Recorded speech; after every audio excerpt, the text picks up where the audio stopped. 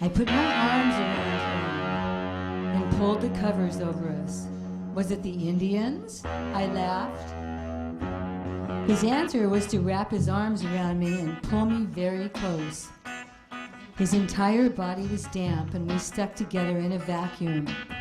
It was scary, he said, kissing my neck. I could feel him getting hard, so I knew he was past the dream and into the here and now. Too much weed, baby, I whispered, before he kissed me and nuzzled my breast. I want to disappear into you, he said, laying on top and spreading my legs. He slipped a finger inside me and kissed my lips. I think you're ready, he said, and rammed himself into me with such force that it hurt.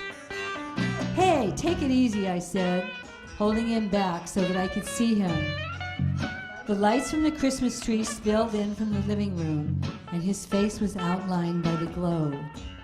He didn't speak, but just kept pushing into me, harder and harder, again and again, scraping against my flesh. He didn't seem to hear me as the wind continued to whip around the windows. Then a strange, low growling came from outside, getting louder and louder, until it sounded like several wild animals. We listened as the guttural, ragged sound turned into the shriek of a dog, raging in the dark, coming at us like a freight train. They seemed to be right outside the window, howling loudly into the night with a gruesome, anguished moan. It was an ungodly, hair-raising sound, and Kevin stopped moving, crouched on top of me. The gate banged back and forth as the window returned, and he lay down beside me. What the hell was that? He whispered. We looked at each other, totally shaken and wide-eyed, wondering who was out there. He came in to kiss me goodbye. Merry Christmas, Angel, he said. Sleep tight. They turned off the Christmas tree and closed the door.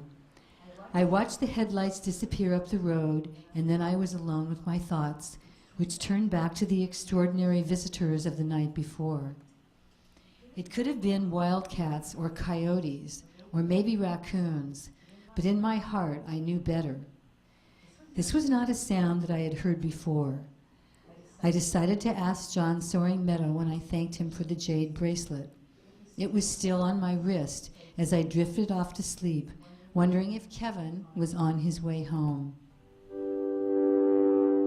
I didn't hear the chopper take off that morning or watch it rise above the trees of Partington Ridge.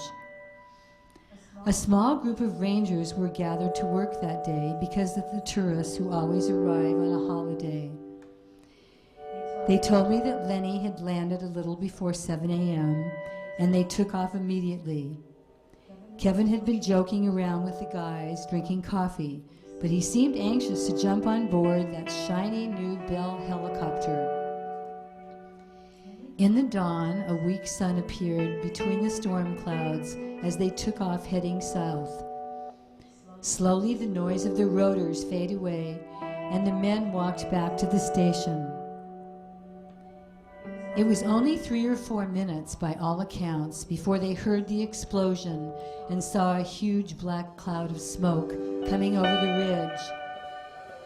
They sensed immediately that it was the bird that carried Kevin and his nervous pilot to a blazing end on the mountainside. There were no other aircraft scheduled for hours, they shouted as they ran to the rescue trucks.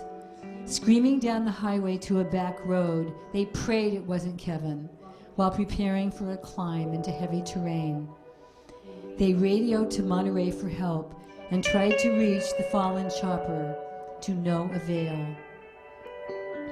Lenny had been nervous about the flight and apparently lost his way soon after takeoff. There was no call for help, no time. They flew over a strand of trees on the second ridge and crashed into the mountain. By the time help arrived, the helicopter and the bodies were burned beyond recognition.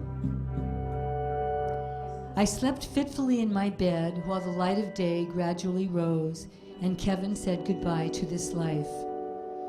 I will never know what he was thinking or the terror that must have gripped them both, but I would like to think that it was fast, quick and dirty, as they say.